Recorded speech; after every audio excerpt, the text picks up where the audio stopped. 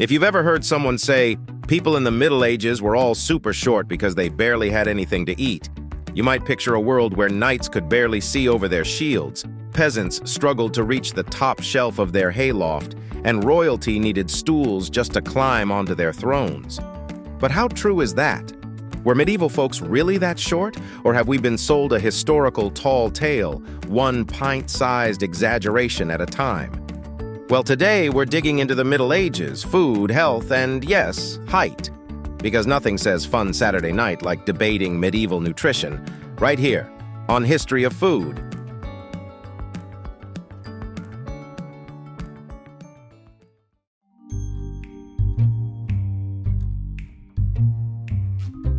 Let's first get a baseline.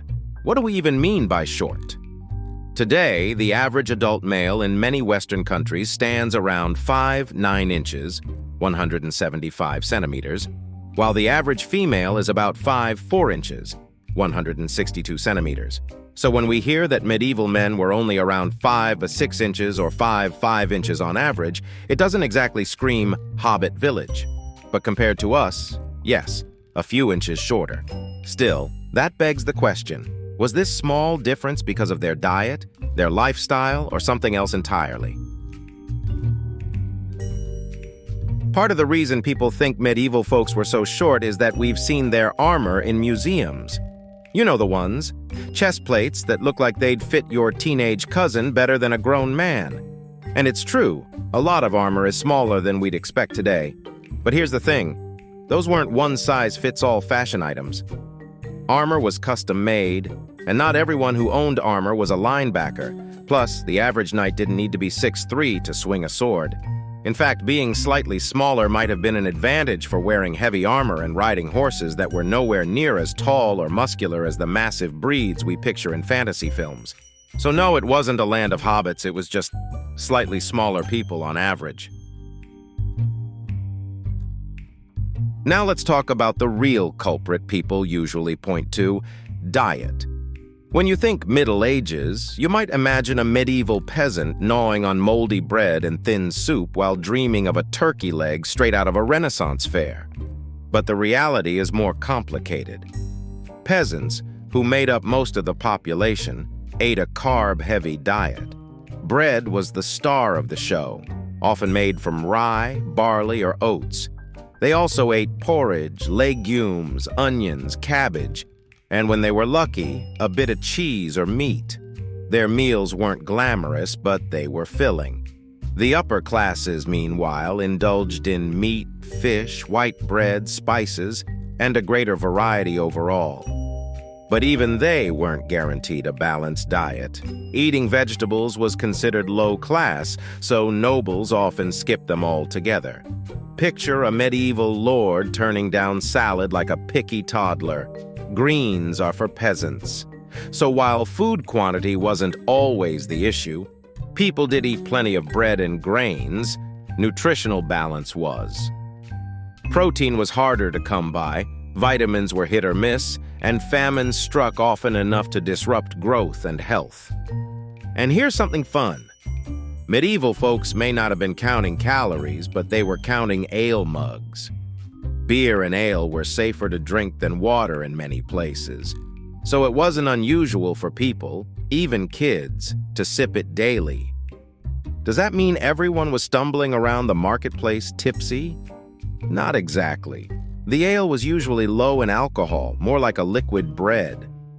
Still, imagine explaining that to a modern nutritionist. Yes, doctor, my hydration plan is 3 pints before noon. One of the biggest challenges to growing tall in the Middle Ages wasn't just what was available to eat, it was the interruptions in supply. Famine was common, striking Europe roughly every decade or two. Crop failures, harsh winters, or floods could wipe out food stores, and when that happened, people starved. Add on the Black Death in the 14th century, and you've got a cocktail of malnutrition, disease, and general misery. Malnutrition during childhood can stunt growth, and in a world where kids had to survive both famine and plague, it's not shocking that adult height averages took a hit. Modern scientists actually study historical height by measuring bones. Archaeologists dig up skeletons, check the length of femurs and tibias, and crunch the numbers. And here's what they've found.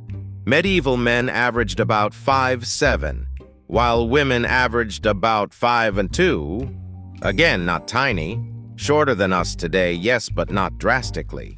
And interestingly, there were periods, especially in early medieval times, when average height was similar to, or even slightly better than later centuries. After the Middle Ages, during the Industrial Revolution, heights actually dropped again, thanks to overcrowding, pollution, and poor diets in cities. So the Middle Ages weren't uniquely short. They were just one part of a very up-and-down story of human stature.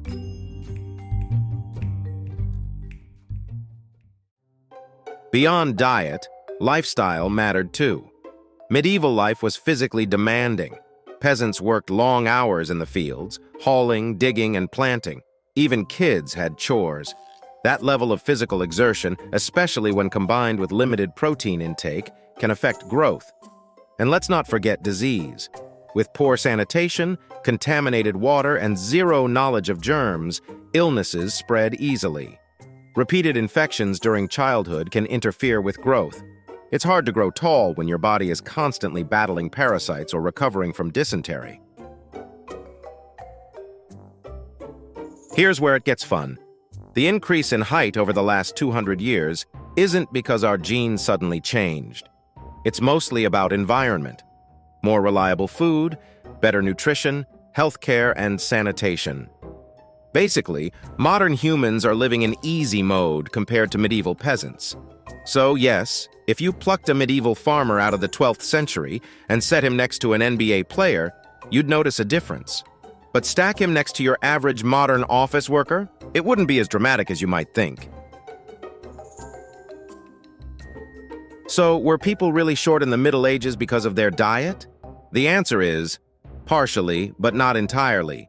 Yes, malnutrition and famine played roles. Yes, their diets weren't as balanced as ours. But genetics, disease, lifestyle, and living conditions were just as important. The idea that everyone was shockingly short is more myth than fact. Most medieval folks wouldn't have been mistaken for children, and knights weren't borrowing armor from their little brothers. At the end of the day, the Middle Ages gave us cathedrals, knights, and the beginnings of universities, not just a bunch of short people struggling to reach the top shelf. Were they slightly shorter on average? Sure. But when you consider the famines, the plagues, the lack of vitamins, and the heavy farm work, it's impressive they managed as well as they did.